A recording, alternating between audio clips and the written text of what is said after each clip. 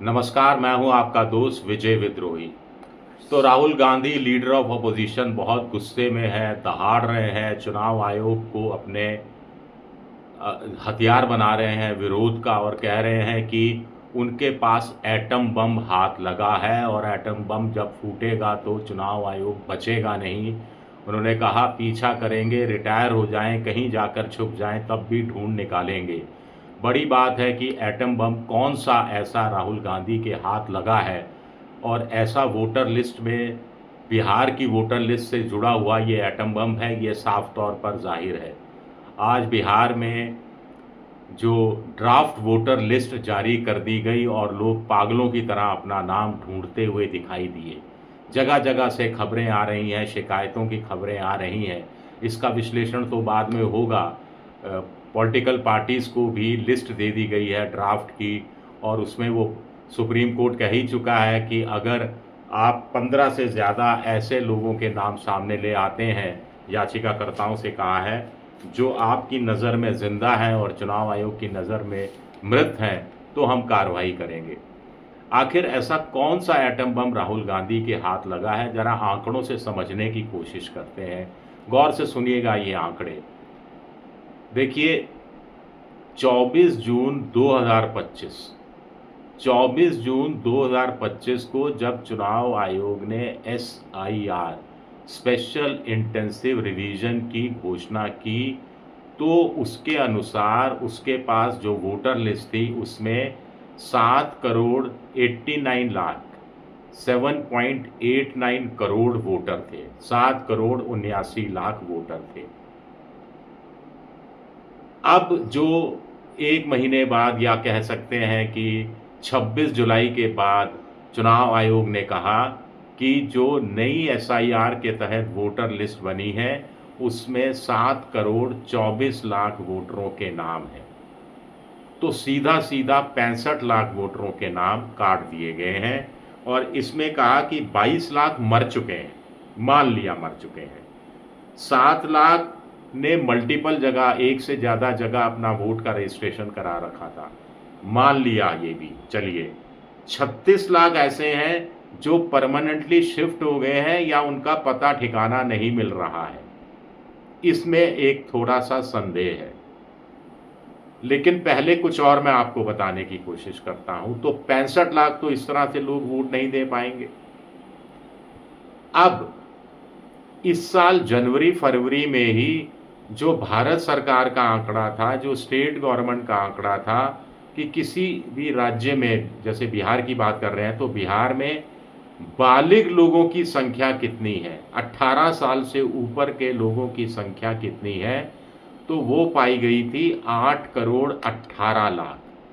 8,18,00,000 बालिग वोटरों की संख्या पाई जाती है और वोटर रजिस्टर्ड होते हैं 7,90,00,000 के आसपास। तो 29 लाख वोटर या लोग ऐसे हैं जो 18 साल से ऊपर हैं लेकिन किसी वजह से उनका नाम वोटर लिस्ट में शामिल नहीं है। अब कायदा क्या होना चाहिए चुनाव आयोग का कि उन 29 लाख पर भी नज़र रखता, उन तक भी BLO के माध्यम से पहुंचता। और ऐसा नहीं है कि BLO को पता नहीं हो कि उनके इलाके में 1 या 2 या 4 या 5 कितने ऐसे लोग हैं जो बालिग हैं, 18 साल से ऊपर के हैं, लेकिन किसी वजह से उनका नाम वोटर लिस्ट में नहीं है। उनके नाम शामिल करने के लिए एक अभियान चलाया जाना चाहिए था चुनाव आयोग की तरफ से, एडिशन ऑफ वोटर्स। लेकिन यहाँ तो चुनाव आयोग का पूरा ध्यान है डिलीशन ऑफ वोटर्स, कितने वोटरों के नाम काट दिए जाएं। तो 65 लाख तो ऐसे कट गए और 7,90,00,000 और 8,18,00,000, तो 29 लाख वह है जिनका नाम वोटर लिस्ट में इसलिए नहीं है क्योंकि उन्होंने कभी वोटर के लिस्ट में अपना नाम शामिल करने के लिए अर्जी दी ही नहीं। तो कायदे से देखा जाए तो 65 लाख और 29 लाख, 94 लाख वोटर हैं ऐसे एलिजिबल लोग 18 साल से ऊपर बालिग जो वोट नहीं दे पाएंगे, जिसमें से मरे हुए लोगों को अगर निकाल दिया जाए तो वो अलग कहानी है। अब बड़ा दिलचस्प है कि 7,24,00,000 वोटर लिस्ट में लोग शामिल हैं। इनमें से कितनों के पास दस्तावेज थे, मूल 11 कितनों के पास नहीं थे, पता नहीं। मोटे तौर पर इंडियन एक्सप्रेस की रिपोर्ट में एक आकलन था कि 80% लोगों ने दस्तावेज जमा नहीं कराया। वो 11 दस्तावेजों में एक भी दस्तावेज जमा नहीं कराया। आधार कार्ड, राशन कार्ड और ईपीआईसी यानी वोटर आई कार्ड जमा कराया, जिसको चुनाव आयोग मान्य करेगा नहीं करेगा, किन परिस्थितियों में करेगा किन परिस्थितियों में नहीं करेगा, तय नहीं है। राशन कार्ड को तो चुनाव आयोग मना ही कर चुका है। अब 2020 के 5 साल पहले के विधानसभा चुनाव में कुल वोटर थे 7 करोड़ और 36 लाख, और 2025 के विधानसभा चुनाव में मोटे तौर पर वोटर होंगे 7 करोड़ 24 लाख। अब आप बताइए, दुनिया भर में 5 साल में आबादी बढ़ी है या घटी है? बिहार की 5 साल में आबादी बढ़ी है या घटी है? हर कोई कहेगा बढ़ी है। सरकार के आंकड़े भी कहते हैं करीब 28% आबादी बढ़ी है। और दरअसल बिहार में आबादी बढ़ने की दर हिंदुस्तान के औसत से ज़्यादा है। और 2024-25 में जो 18 साल के हुए, उनकी पैदाइश 2006-2007 में रही होगी। तब तो आबादी दर बढ़ने की जो दर थी बिहार में और भी ज़्यादा होती थी। फर्टिलिटी रेट जिसे कहते हैं, मेरे ख्याल से 4 से कम नहीं होनी चाहिए। यानी कुल मिलाकर वोटर लिस्ट से ये तो बीएलओ के माध्यम से चुनाव आयोग ने पता लगा लिया कि कितने लोग मरे हैं। जैसे मैंने आपको बताया कि 24 जून को 2025 को 7 करोड़ 90 लाख के आसपास थे, और उसके बाद जो नया आंकड़ा 1 महीने बाद आता है उसके हिसाब से 22 लाख लोग मर चुके।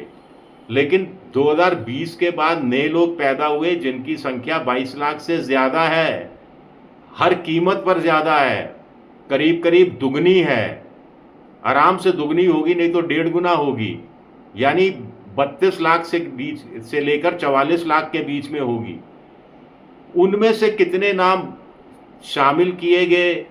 अगर शामिल किए गए तो फिर 2020 का वोटर संख्या 2025 की वोटर संख्या से ज़्यादा क्यों है? क्या ये अपने आप में एक भारी गड़बड़ झाले की तरफ इशारा नहीं कर रहा है? तो क्या राहुल गांधी के पास 100% सबूत इसी बात के आगे हैं? अब वोटर लिस्ट जो आएगी, जो ड्राफ्ट वाली, उसकी स्टडी होगी तो उसमें तो दूध का दूध पानी का पानी हो जाएगा। तो क्या चुनाव आयोग पर भारी मुसीबत आने वाली? और बिहार में कोई मानकर ही नहीं चलता कि ये काम चुनाव आयोग कर रहा है। हर किसी को लगता है मोदी जी करवा रहे हैं, मोदी सरकार करवा रही है। तो इसका खामियाजा मोदी सरकार को उठाना पड़ेगा बिहार में, और एक अनरेस्ट जैसी स्थिति बिहार में देखने को मिलेगी। और अब राहुल गांधी कह ही रहे हैं कि 5 अगस्त से वो सड़कों पर उतर रहे हैं और तेजस्वी यादव के साथ सड़कों पर उतरेंगे। और पिछले पूरा हफ्ता निकल गया, एसआईआर पर विशेष चर्चा की मांग लोकसभा में होती रही, राज्यसभा में होती रही। पीठासीन अधिकारी मोशन को टर्न डाउन करते रहे।